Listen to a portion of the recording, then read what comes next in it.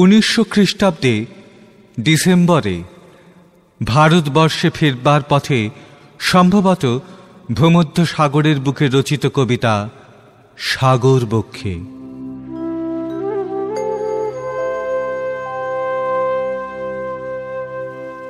নীলাকাশে ভাসে মেঘকুল, শ্বেত কৃষ্ণ বিবিধ বরণ, তাহে তারতম্য তারল্যের পীত ভানু মাঙ্গিছে বিদায়, রাগচ্ছটা জলদ দেখায়।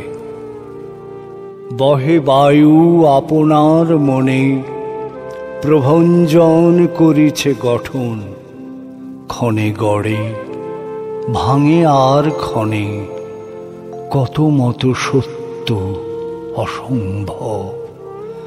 জড় জীব বর্ণ রূপ ভাব, ওই আসে তুলা রাশি সম, পরক্ষণে হেরো মহানাগ।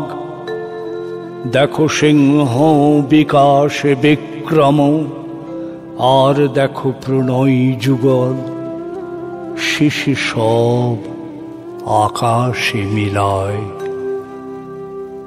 নিচে সিন্ধু গায় নানা তান, মহিয়ান সে নহে ভারত।